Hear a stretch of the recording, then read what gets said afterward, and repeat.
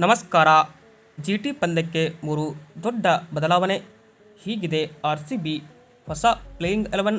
ಹಾಗಾದರೆ ಹೇಗಿದೆ pitch report, playing 11 ಹೇಗಿದೆ, ಹೆಡ್ ಟು ಹೆಡ್ ರೆಕಾರ್ಡ್ ಹೇಗಿದೆ ಅಂತ ಪ್ರತಿಯೊಂದು ಅಪ್ಡೇಟನ್ನು ಈ ಒಂದು ವಿಡಿಯೋದಲ್ಲಿ ತಿಳಿಸ್ಕೊಡ್ತಾ ಬರ್ತೀನಿ. ಆದ್ದರಿಂದ ದಯವಿಟ್ಟು ನೀವೇನಾದರೂ ಇನ್ನೂ ನಮ್ಮ ಒಂದು ಯೂಟ್ಯೂಬ್ ಚಾನಲ್ಗೆ ಸಬ್ಸ್ಕ್ರೈಬ್ ಆಗಿಲ್ಲ ಅಂದರೆ ಸಬ್ಸ್ಕ್ರೈಬ್ ಆಗಿ.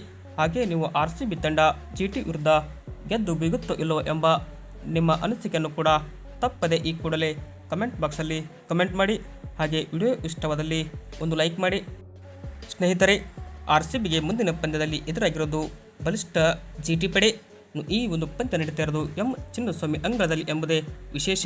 ಇನ್ನು RCB ತಂಡ ಇದೇ ಏಪ್ರಿಲ್ 24ರಂದು ಮತ್ತೊಮ್ಮೆ GT ತಂಡವನ್ನು ಎದುರಿಸಲಿದೆ.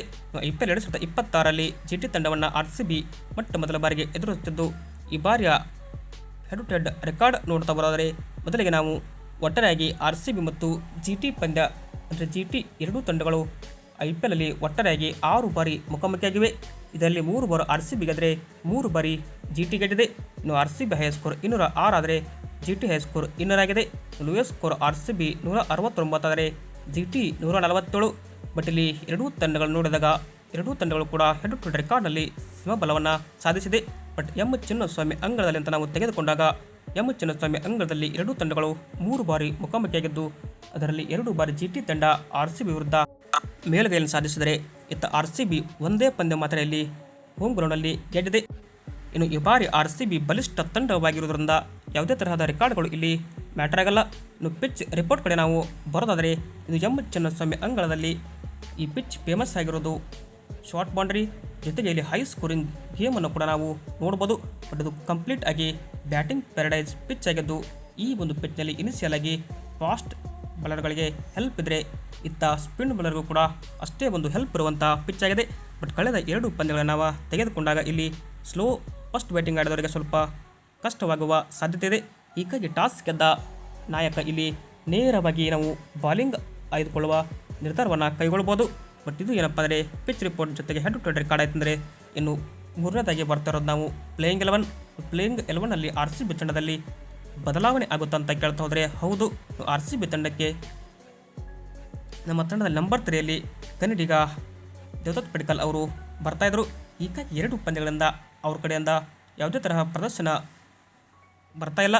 ಹೀಗಾಗಿ ಅವರ ಜಾಗಕ್ಕೆ ಇಲ್ಲಿ ನೇರವಾಗಿ ನಾವು ನಮ್ಮ ತಂಡದ ವೆಂಕಟೇಶ್ ಅಯ್ಯರ್ ಅವರನ್ನು ನೋಡ್ಬೋದು.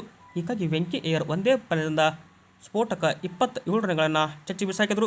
ಹೀಗಾಗಿ ದೇವದತ್ ಪಡಿಕ್ಕಲ್ ಅವರಿಗೆ ರೆಸ್ಟ್ ಕೊಟ್ಟು ಇಲ್ಲಿ ನೇರವಾಗಿ ನಾವು ವೆಂಕಟೇಶ್ ಅಯ್ಯರ್ ಅವರನ್ನು ಕರೆತರುವ ಪ್ಲ್ಯಾನ್ RCB ಮಾಡಿದೆ ಅಂತಲೇ ಎನ್ನಲಾಗಿದೆ. ಇನ್ನು RCB ತಂಡದಲ್ಲಿ ಮತ್ತೊಂದು ಬದಲಾವಣೆ ಅಂದರೆ ಜಕೋಬ್ ಬೆಥೆಲ್ ಅವರು ಕೂಡ RCB ತಂಡಕ್ಕೆ ರೊಮಾರಿಯೋ ಶೆಪರ್ಡ್ ಅವರ ಜಾಗಕ್ಕೆ ಬರ್ಬೋದು. ರೊಮಾರಿಯೋ ಶೆಪರ್ಡ್ ಲಾಸ್ಟ್ ಪಂದ್ಯದಲ್ಲಿ ಡೆಲ್ಲಿ ಕ್ಯಾಪಿಟಲ್ಸ್ ವಿರುದ್ಧ ಗೆಲ್ಲುವ ಪಂದ್ಯವನ್ನು ಕೂಡ ಸೋಲಿಸಿದ್ರು. ಹೀಗಾಗಿ ಅವರ ಜಾಗಕ್ಕೆ ಜಕೋಬ್ ಬೆಥೆಲ್ ಬಂದರೆ ಈ ಯುವ ಆಟಗಾರ ಯಾವ ಥರ ಪರ್ಫಾರ್ಮೆನ್ಸನ್ನು ಕೊಟ್ಟಿದ್ದಾರೆ ಅಂತ T20 ವರ್ಲ್ಡ್ ಕಪ್ಪಲ್ಲಿ ಕೂಡ ನೀವು ನೋಡಿದ್ರಿ. ಹೀಗಾಗಿ ಜಕೋಬ್ ಬೆಥೆಲ್ ಬರ್ತಾರ, ರೊಮಾರಿಯೋ ಶೆಪರ್ಡ್ ಅವರನ್ನು ಆಡಿಸ್ತಾರಂತ ಕಾದೋಣ.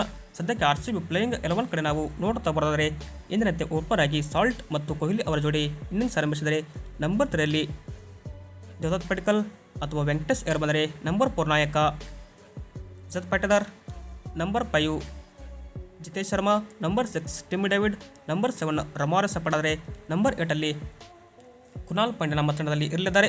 ಬಾಲಿಂಗ್ ವಿಭಾಗದಲ್ಲಿ George Hazlewood, Rasikh Dar Salam, Bhuvneshwar Kumar, impact player ಆಗಿ ನಾವು ಇಲ್ಲಿ ಸುಯೇಶ್ ಶರ್ಮಾ ಅವರನ್ನು ನೋಡ್ಬೋದು. ಇದು ಏನಪ್ಪ ಅಂದರೆ RCBಯ ಕಂಪ್ಲೀಟ್ ಆದ ಮಾಹಿತಿಯಾಗಿದೆ. ವಿಡಿಯೋ ಇಷ್ಟವಾದಲ್ಲಿ ಲೈಕ್ ಮಾಡಿ. ನಿಮ್ಮ ಪ್ರಕಾರ RCBಯ ಪ್ಲೇಯಿಂಗ್ 11 GT ವಿರುದ್ಧ ಯಾವ ಥರ ಇರಬೇಕಂತ ಕಮೆಂಟ್ ಬಾಕ್ಸಲ್ಲಿ ಕೂಡ ಕಮೆಂಟ್ ಮಾಡಿ. Thank you.